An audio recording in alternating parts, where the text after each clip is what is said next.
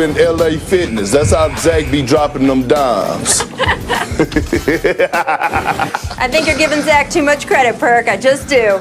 Welcome to The Jump. I'm Rachel Nichols. Today I'm joined by NBA champ Kendrick Perkins and our senior writer, host of the Low Post podcast. Welcome to Zach Lowe. Coming up, guys, the Hornets agreed to a 4-year, $120 million contract with Gordon Hayward.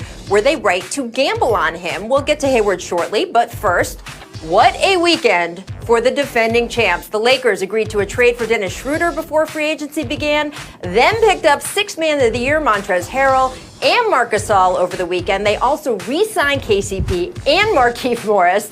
As for the Clippers, they picked up Serge Ibaka and Luke Kennard, and they re-signed Marcus Morris as well. So, Perk, who has the better roster on paper between these two LA teams? Of course, they don't play on paper, but who would you say?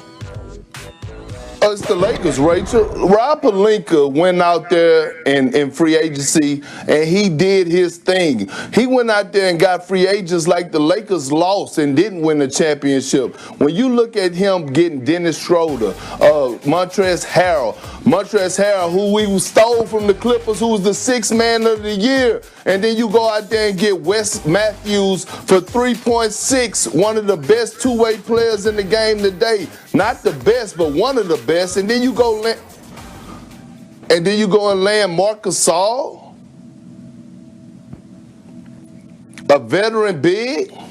That was crucial. Yeah, the answer has to be both these teams are awesome. They're my favorites to go 1 and 2 in the West. But look, the Lakers just won a championship and they got better. So the answer has to be Lakers. Dennis Schroeder adds an ingredient they just didn't have last year. A water bug point guard who can create his own shot. I think he'll do a great job running pick and roll with LeBron and AD. And Marc Gasol is a perfect fit with their starting five if they decide to start him.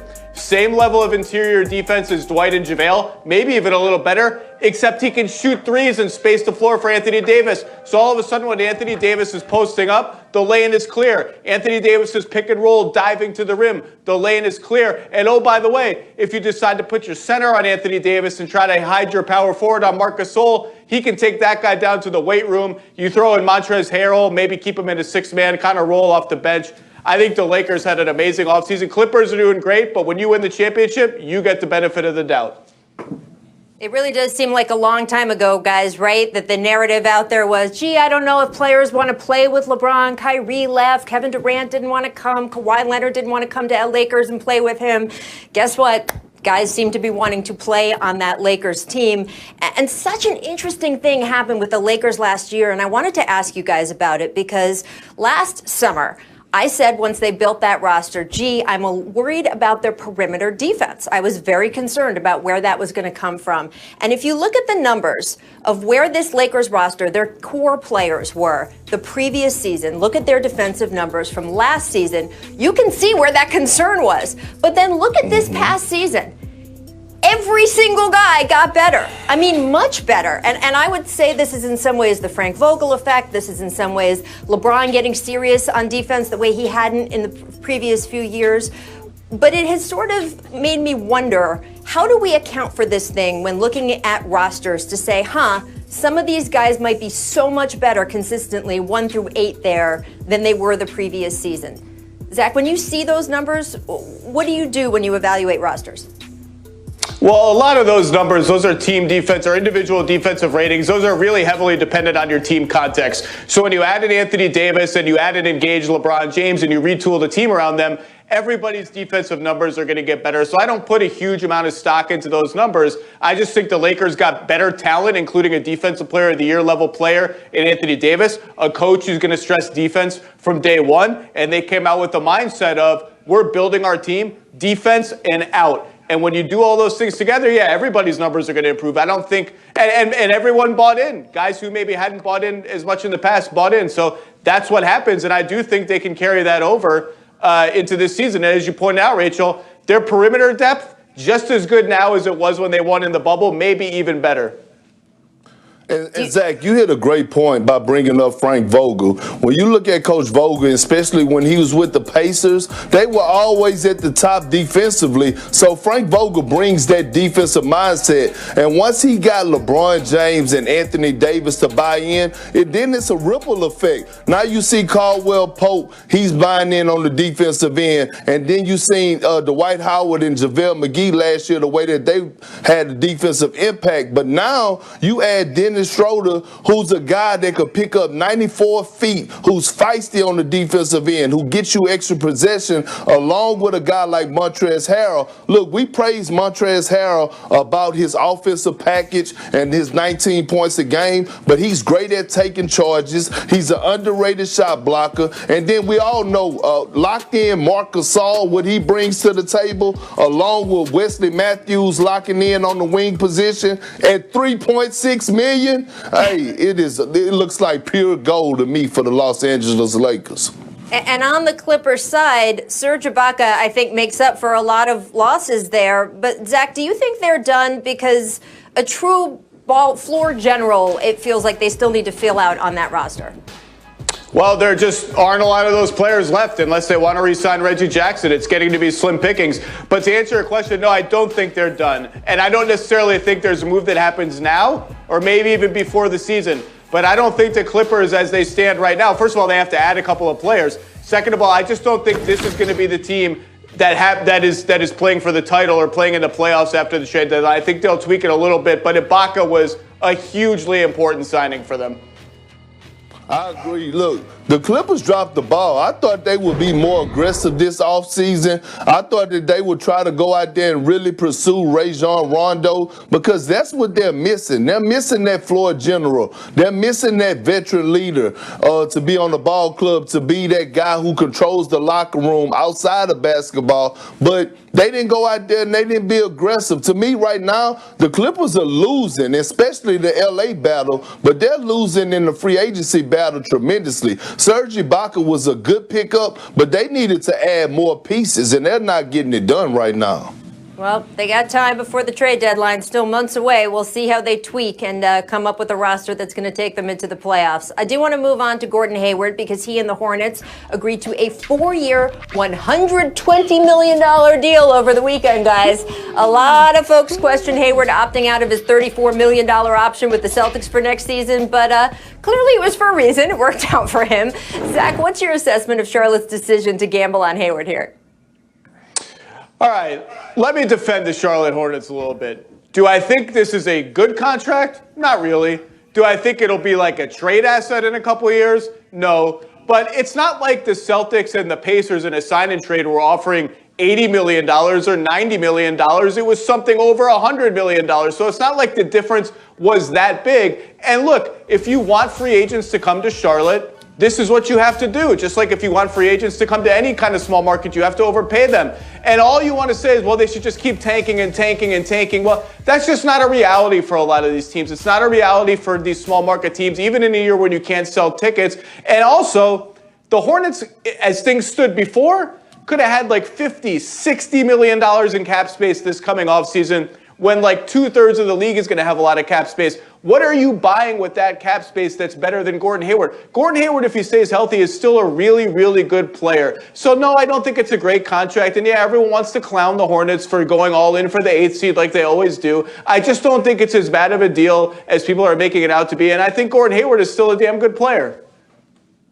Well, Zach, I have to disagree with you. Look, I'm all in for players getting their bread and getting their lettuce, but for the Hornets, this was a bad deal. And look, we're coming up on Thanksgiving, and Michael Jordan is already thinking about Christmas because if he's going to be this giving, I might have to retire from ESPN and go get back in shape because if he's going to be giving out millions of dollars, I can go out there and go set picks and rebound if he's just in the giving mood. Look, this type of signing is not good. And I understand it's hard to land free agents in a small market. But when you go out there and give $120 million to a guy that's over 30, that's getting up in age, to land a Gordon Hayward, who's, to me, not a number one option guy, it could set your organization back in the future. And I just think with an organization like the Hornets, you did well by drafting LaMelo Ball. You continue to draft young guys and develop young guys and have a great player development, not go out there and spend $120 million on an agent Gordon Hayward who haven't really been healthy. His health is one of the big flags, right? Of course, the injury when he first got to Boston was a freak injury, but he's had many injuries since then, missed a chunk of time in the bubble.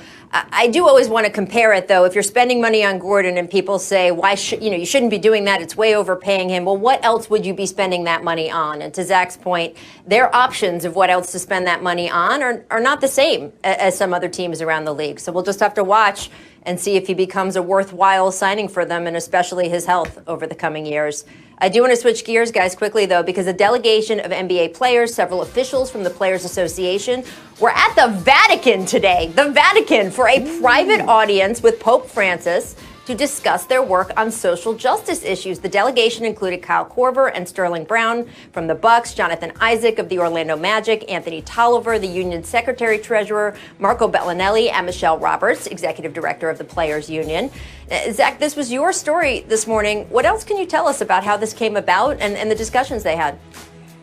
An intermediary for the Pope. The Pope, it feels weird to say the Pope and not Contavious Caldwell Pope, but they reached out to the union and said, hey, we really admire what these players have done for social justice and racial inequality. I'd like to have a visit with them, or the Pope would. And look, I don't know what you guys believe. It doesn't matter what I believe. When the Pope summons you, you apparently go to the Pope because everything he says is important for like 1 billion people on planet Earth. So for the players to get a stage like this and an audience like this, no matter what you believe, is kind of objectively a big deal.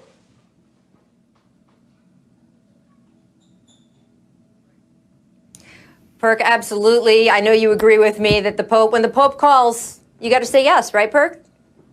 Absolutely. And when you think about it, Rachel, it tells you how great of a job these NBA guys, the current NBA guys that are playing, did as far as with what they doing outside of the court as far as their leadership and in social justice, because this is powerful and they got to keep it going. And I love what I'm seeing out of these young leaders and a couple older veteran leaders. So like Zach said, and like you said, when the Pope called, this is a beautiful thing to see. And it just shows that we're moving in the right direction.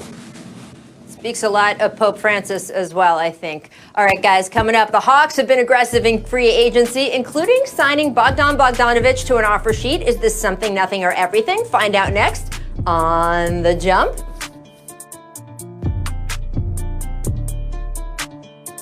The Jump is brought to you by NBA 2K21. Everything is in the game. Saying that the Hawks are targeting some veteran shooting, and Bogdan, Gallinari, Joe Harris, and Rondo are people that they're very interested in. They feel like they can get 2 of these guys for sure. Welcome back to The Jump. I'm Rachel Nichols, still here with Kendrick Perkins, Zach Lowe, and you just heard former Atlanta Hawk, current Jump analyst Vince Carter on our free agency special on Friday. And guess what, guys? I don't know, Zach. He might be giving you a run for his money. He was right about Gallinari, right about Rondo being Hawks targets. And another guy he mentioned is the subject of our first topic here, one of our favorite games, Something, Nothing, or Everything. Yes, free agent Bogdan Bogdanovic has signed a 4-year, $72 million offer sheet with the Hawks. The Kings have until tomorrow to match that offer. If he stays with the Hawks, Vince Carter would be 3 for 4 on his predictions and reporting, Zach. So is this offer sheet something, nothing, or everything? And do you need to add Vince Carter to the reporting team here at ESPN? Well, first of all, he was also right about Joe Harris. The Hawks would have loved to go after Joe Harris, but everybody knew he was going back to Brooklyn. The Bogdanovic offer sheet is something. I actually really like his fit at Atlanta. I like it better than Danilo Gallinari, who's going to have to play a lot of small forward for them, and I don't necessarily love that. I like the idea of another really good ball handler on the wing who can get the ball out of Trae Young's hands a little bit and let Trae Young run around and set screens like Steph Curry does. Trae could be really impactful in that kind of role. and give some other guys a chance to handle the ball. I think everyone's happier. The ecosystem works. So I really like this move by the Hawks, and now we just wait to see if the Kings match. And the Hawks made it nasty with like a trade kicker and stuff. I love when these offer sheets get nasty.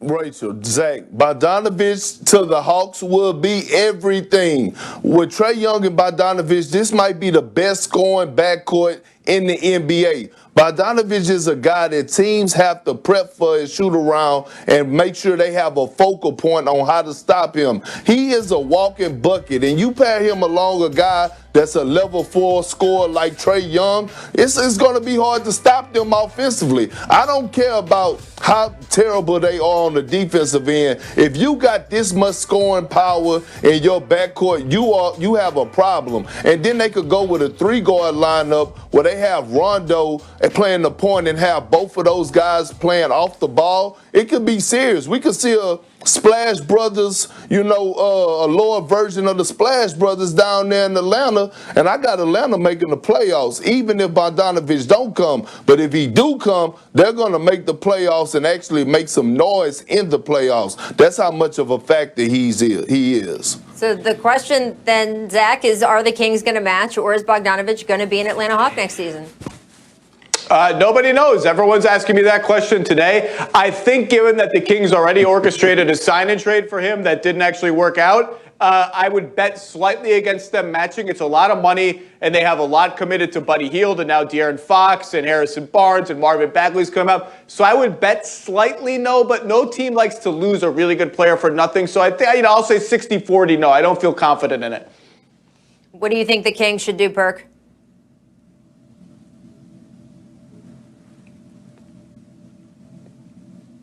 No, I think the Kings should match. You can't get rid of, look, you can't let a guy like this just walk. And I think with the Kings already giving the young kid Fox his money, you can't let this second option guy, a guy that shows you that he's a closer, a flat-out scorer, just leave your organization without trying to put up an effort. So I do think the Kings should match.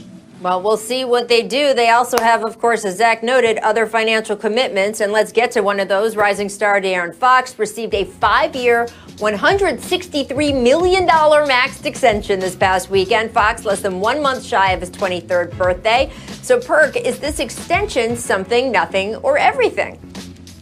Rachel, it is everything. It is everything. They drafted Fox, and every single year this young man has gotten better. He's one of the most underrated point guards in the league, and he keeps getting better every single year. I think this is a right move by the Kings. They're moving in the right directions. It showed that they're invested into the guy that they draft as a lottery pick, and the sky's the limit for Fox, and I love him because he's a Texas boy, so I'm always rooting for him, and I'm happy for him. But he's a great starting point for this Kings organization.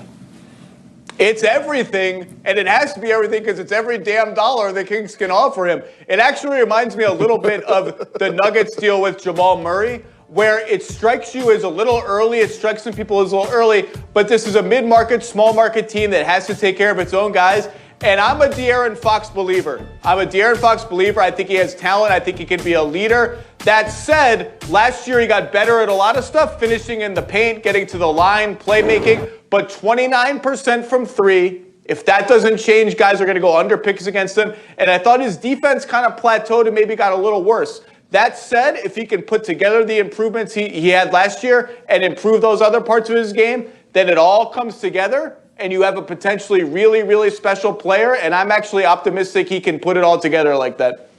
Well, if you're talking about a situational contractual comp in Jamal Murray, certainly the Kings would be happy if it ended up as well for them as it ended up for the Nuggets in that situation. Right. Lastly, I want to get to Fred VanVleet, who agreed to a 4-year, $85 million deal to re-sign with the Raptors. The deal includes a player option in the final year. It is the largest contract in NBA history for an undrafted player. So first, just a little congrats from all of us to Fred VanVleet. His expression is bet on yourself, right? So is it something, nothing, or everything, Zach, that Fred bet on himself, got those kind of numbers, and is going to return to the Toronto Raptors? Obviously, it's everything. Isn't this what you want to see in sports? undrafted, too little, not athletic enough, can't finish at the rim, blah, blah, blah, blah, blah. And he comes in and he's a flat-out stud. He's a winner. He's tough as hell. He's a character guy, and he's making $20 million a year. And just for kicks, give me the player option in year 4. So if I'm still rolling, I can get back into free agency again in my prime. I love it. I love it for the Raptors. I kind of wanted the Knicks to go after him because I think the Knicks need a point guard in the absolute worst way. But it's a great deal for Fred VanVleet. Great deal for the Raptors. Well, Rachel, it's not everything, it's not something, it's not nothing. This is a beautiful thing. You watching a guy who did get drafted. On draft night, guys look forward to get drafted, but now Fred VanVleet showing guys that never got drafted, especially in this year's draft, to never give up. And much props to Masai Ujiri for taking a chance on a guy like Fred VanVleet. And Nick Nurse actually giving him an opportunity to go out there and prove himself. But you got to give a lot of props to Fred VanVleet because, like you said, he betted on himself. And I follow him on social media, and he always have the emojis of the dice. And he rolling the dice. And guess what? He struck gold, man, and I'm proud of him because for the simple fact that he came out, he delivered. He's an underrated defender. He could get buckets, and this contract is well-deserved. So to the young fellas out there that didn't get drafted or still trying to find their way on the NBA roster, never give up because all you need is that one shot. And when that door opens, you got to make sure you capitalize on the opportunity like Fred VanVleet did. So he's giving us all hope, especially these younger kids that's coming up. Absolutely. So impressed with him, the way he managed his own development and career. And this is everything, guys, for the Raptors, too, because, first of all, it speaks well of their system. As you said, Masai Ujiri, Nick Nurse, and everybody on that staff who worked with Fred to uncork all of his talents. And they lost Serge Ibaka. And if they had lost Fred VanVleet, too, that would have triggered such a sea change in that organization. So I think this is everything both for Fred and for the Raptors themselves. Coming up, guys, we're going to talk a little Celtics because you know they maxed out Jason Tatum. What does this signal to Celtics fans? Our Hall of Famer Jackie Mack is going to join us next to discuss. You're watching The Jump. Stick with us. Who's here to join us? Hall of Famer Jackie McMullen. Hey, everybody. Hi, guys. Always good to have Jackie back and always good to get her when we're talking Celtics. We got a lot to discuss. Jason Tatum agreeing to a 5-year max extension that's worth $195 million if Tatum makes All-NBA this season. Now, this is all based on the projected cap. The deal was expected, but considering how Boston has lost some big free agents recently, Jackie, what does this extension signal to Celtics fans coupled with Gordon Hayward's departure? Well, I can tell you it's been a very rugged few days for Celtics fans, and I think what this signals, Rachel, is there was a little buzz after Gordon Hayward left and the Celtics got nothing. Remember now, the third player in the last 2 seasons to walk. Kyrie Irving before him and Al Horford before him as well. And I think there was some buzz around the league. Do people not want to play in Boston? I think Jason Tatum is saying, you pay me the max? I'll be very happy to play here, and I'll be your cornerstone. And so there's a sigh of relief here in Boston because he's the most important player. This was a no-brainer for the Celtics to try to get this done. Yeah, big picture, the story of the Celtics season was Jason Tatum emerging as a legitimate All-NBA level superstar. What this contract signals is, here you go. This is what you get paid if you're a legitimate All-NBA level superstar. And to Jackie's point, it's a reminder that, boy, that trade with Brooklyn, talk about a trade that changed the landscape of the NBA and still ripples to this day because Jason Tatum and Jaylen Brown are in Boston because of that trade, and they're really the only constants. Al Horford's gone, Gordon Hayward's gone, Kyrie Irving's gone, Isaiah Thomas is gone. Those two are the franchise now, and as long as they're there, Boston is going to be relevant and really good in the East. But boy, without that Brooklyn trade, it's hard to imagine where they'd be. Exactly. Well, listen, I understand people had concerns, but I didn't, and here's why. Without those guys leaving, Gordon Hayward, Kyrie Irving, Al Horford, we wouldn't have got a chance to see the full potential of Jason Tatum. They were just in his way, and then all of a sudden he took off. He took off towards the last part of the season, right around the All-Star break, and he started to reach superstar status. And now, guess what happened? Everybody's moving. Gordon Hayward left. They got money on the table. Danny Ainge and Wick Grossbeck and Steve Pagliuca, that's what they did. time to back up the Brinks truck. And they paid this man. This is the new Paul Pierce of the Celtics, right? He's going to be the franchise guy for the next 10 years. The Boston fans should be happy. They have a pure stud in Jason Tatum, well-deserved, and I feel very comfortable with him leading the franchise. Well, if Jason Tatum can get his number hung in Boston Garden, win a Finals MVP, and do everything else that Paul did for the Celtics, it will certainly be a good career for him. And Jackie, my instinct is that, hey, Kyrie, Al Horford, Gordon Hayward, each of those players had pretty specific situations, extenuating circumstances, things around them. But is there any concern about the Celtics franchise losing these guys for nothing? Or do you just look at them individually and say, hey, I get it in each situation? Well, your point's a good one, Rachel. I mean, Kyrie, who can ever explain what's going on in Kyrie's head? And Al Horford left for a situation that he thought was going to help him closer to a championship. Of course, that turned out not to be true at all, and it all imploded. Gordon Hayward, I understand why he did this. He wanted to spread his wings. You know, he had these catastrophic injuries that were all freak injuries. I do not consider him injury prone, and I know that seems like a crazy thing to say. But by the time he did get back and got a chance to be healthy, these other guys have passed him. And so if he wants to be an all-star again, it's not going to happen in Boston. So maybe it can happen for him in Charlotte. But if you're the Boston Celtics and you're a fan of the Boston Celtics, it still pretty much stings when guys are leaving. If you're going to build a foundation of a great franchise, you don't want people walking out the door, and that's what's happening. Well, it will be interesting to see as they go forward. Going off that Tatum extension, I want to get to a bigger picture because the 2017 draft class in general has been cashing in with the extensions all over the board, but one notable exception, Bam Adebayo. Now, we assume the Heat are trying to maintain cap flexibility for 2021, but Zach, is there pressure on the Heat to extend Bam now? And what are you hearing from Bam and his agent about what their expectations are for this offseason?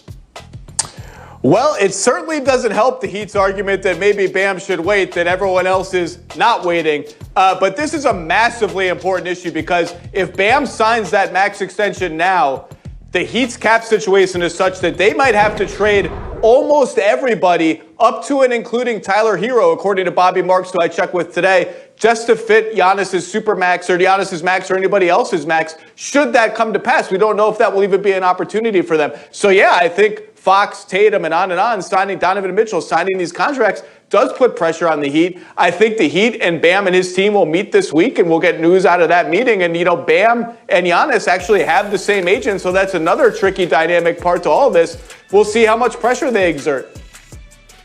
Zach, I understand what you're saying, and I get it that, you know, the Miami Heat still might have hopes that they could possibly land Giannis. But my grandpa used to tell me you can never pass up some for show trying to get some more. And here it is, you got a young stud in Bam who was a first-time All-Star. The sky's the limit for him. He should get his paper. He deserves it. If you're the Miami Heat and you sign Myers Leonard to a 2-year, $20 million deal, and you look at a guy like Bam and what he did in his regular season and how he elevated his game in the playoffs, it's time to pay that man what he's worth. He deserves every single dollar. Let's get it done. Y'all need to make sure that he's one of the center points of the franchise, and don't depend on a what if, and take the for sure that's right there in front of your face, and that's Bam.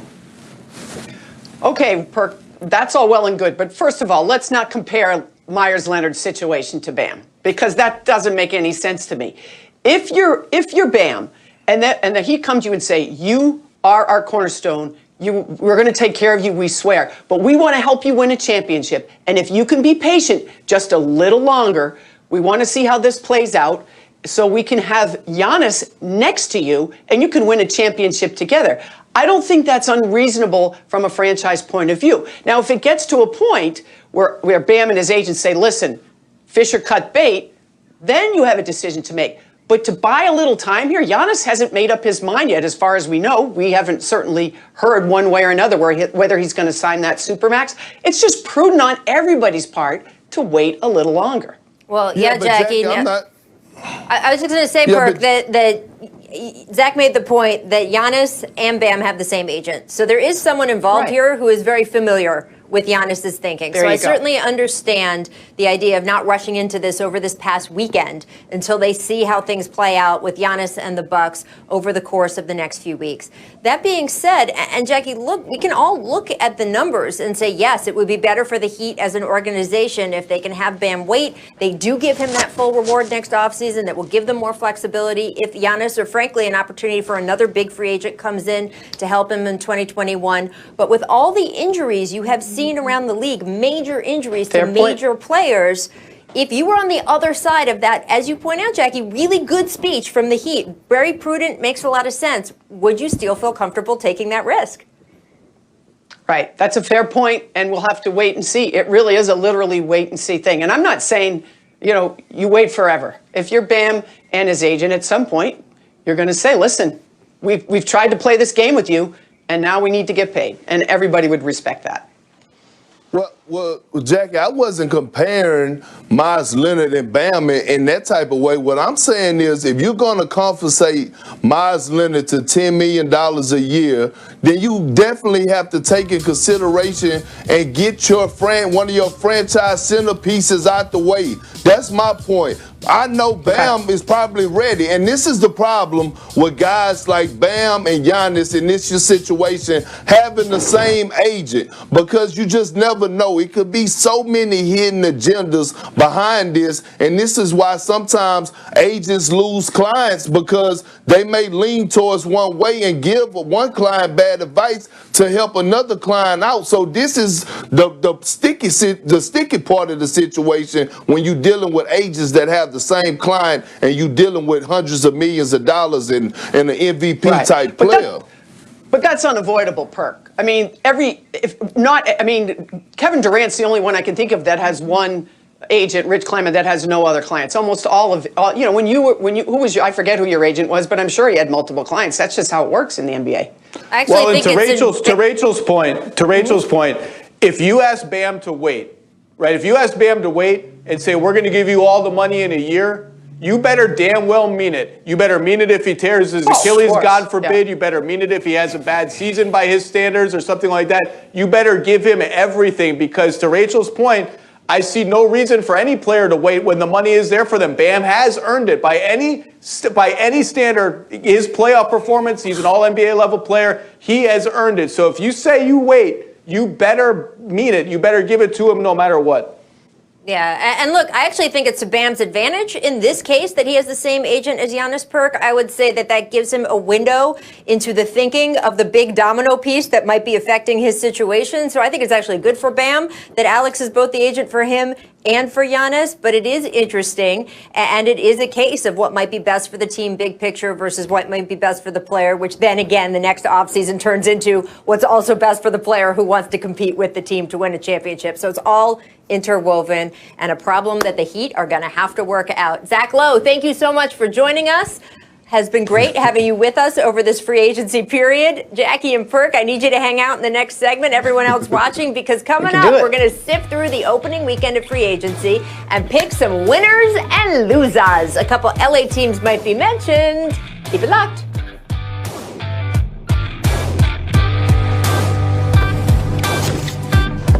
Myself, Amin Al-Hassan, Richard Jefferson will be serving up all your favorite NBA highlights from this past season. This is really fun. You don't want to miss it. All right, guys. So much action over the weekend. The dust hasn't fully settled from free agency, but we still want your winners and losers. So, Jackie, we will start with you. Who is winning free agency? Oh, to me, it is most definitely the Lakers. You had Dennis Schroeder. You had Montrezl Harrell. I haven't read anybody that saw that coming. And then you had one of my favorite NBA players of all time, Marc Gasol, who I know is a little older. He's not going to, his three-point shooting's fallen off, but he's still one of the smartest, most savviest defensive players in the league. I picture him guarding Jokic for the Lakers when it comes time. I also love what Portland did in Atlanta. Those are my two runners-up. Well, Jackie, you're absolutely right. The Lakers are the biggest winner because of all the points you pointed out. But I love what the Celtics done, added Tristan Thompson to that roster and Jeff Teague. And then let's talk about the Phoenix Suns. They are winning big time. Getting Chris Paul, adding a guy like Jay Crowder, adding another guy like Etwan Moore, who a lot of people don't value. I'm looking at this Phoenix Suns roster, and they look pretty damn good on paper also. The Suns are such an exciting team going into this next season. It's so refreshing for Suns fans who have seen that team mismanaged for a very, very long time to be putting the right pieces together both last season and now going into this season. The Portland Trailblazers, I don't know how they could have done better considering what their roster is. The Lakers, phenomenal, considering especially that Montrezl Harrell is not only a good player to pick up, he's going to be better on your team than he was for the Clippers just because of the fit with Anthony Davis and some of the other players that can cover up for Montrezl's weaker defensive issues.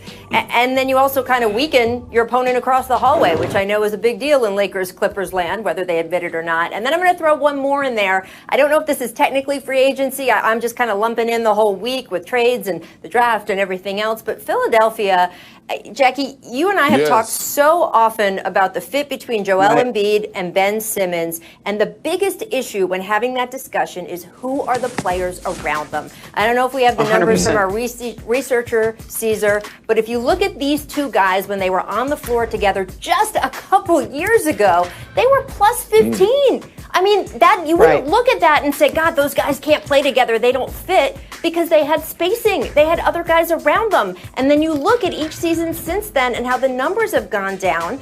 Well, they didn't change into different players. It's because of the players around them. So Daryl Morey did such a good job switching out the players around them. They're not there yet at an ideal roster, but the improvement, I think, is such a breath of fresh air for those two guys. They are in my winners category for the week at large. For the other side of the coin, though, Jackie, who are your losers?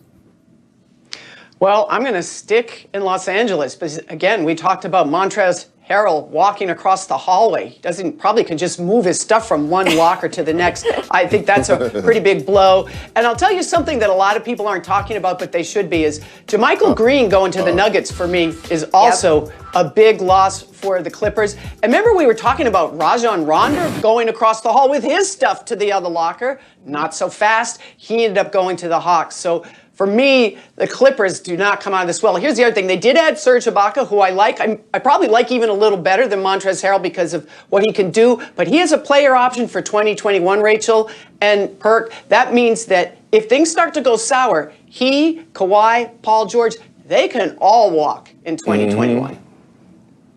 Well, my biggest loser is the Rockets. Here you got your two franchise guys asking to be traded right now, and you go out there and you sign Christian Woods. Look, Christian Woods is a good young player, but he's not moving the needle, and you let all these guys walk away and don't make any type of moves to make your stars happy, especially James Harden, to try to keep him. So right now, the biggest loser in free agency is the Houston Rockets. They're dropping the ball tremendously. But I would like to add one more thing. The Denver Nuggets are a loser right now to me because they lost Jeremy Grant. And I thought they should have did everything in their power to keep him, especially the way that he defends, his length, size, athleticism, and in the Western Conference where you need a guy like that to watch LeBron James, Kawhi Leonard, and all these athletic wings, even a Kevin Durant, and you let him walk away. I thought Denver really lost on that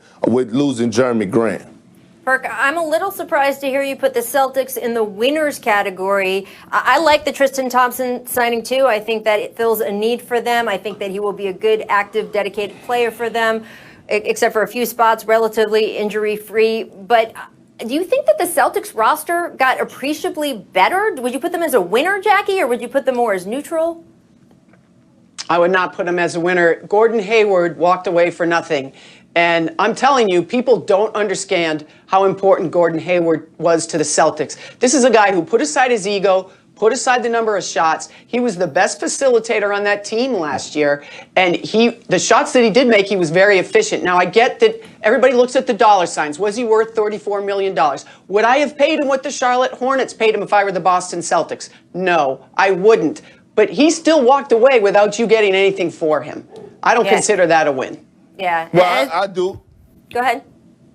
I do, Rachel and Jackie. I consider it a win because I'm going to tell you why. He walked away, and now give the keys to Jason Tatum and Jaylen Brown, and you still have Kemba Walker. So you still have a big three, and then you add a guy to the bench like Jeff Teague, who's capable of giving you 15 to 16 points a night. And then you add Tristan Thompson, one of the best guys at the center position that can anchor a defense, switch 1 through 5, is a lob threat at the basket, a center that they've been missing that the Celtics been needing. He brings us a certain type of tenacity. So I understand losing Gordon Hayward was a little blow, but moving him out the way so that Jaylen Brown and Jason Tatum could now flourish and take over, that's a huge win to me. And I really think that these guys could get it done.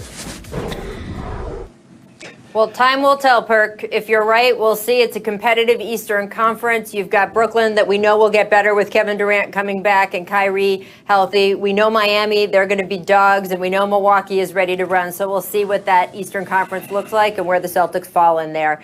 Coming up, guys, we're going to talk a little bit more about Donovan Mitchell because he got a max extension this weekend, but he can trigger, wait for this, a $32 million increase to that deal if he makes an All-NBA team. We spoke about a few guys who got big extensions earlier in the show, but let's not forget about Donnie Mitch. If he makes an All-NBA team next season, he can trigger a 30% escalator clause that would turn the guaranteed $163 million base, still very good money, into $195 million. So, Jackie, what do you think Mitchell's chances are of getting that bag? Well, it's definitely trending in that direction, Rachel, but here's the problem. Think about the people that were not All-NBA last year.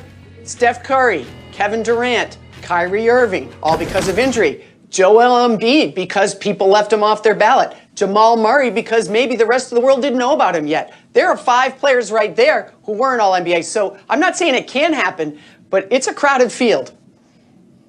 It's a crowded field, but look, I said this before the bubble, that this was an audition for Donovan Mitchell when he went to the bubble without Bogdanovich, and he crossed his T's and dotted the I's and passed all tests. He proved to us that he's a #1 option, and I believe he will make an All-NBA team next season. Well, we'll get to watch it all play out. I want to get to this at the buzzer because, guys, Wizards general manager Tommy Shepard said on a conference call just in the last couple of hours that despite reports to the contrary, John Wall, according to Tommy Shepard, has not asked for a trade, and the franchise, he says, has no plans on trading Wall.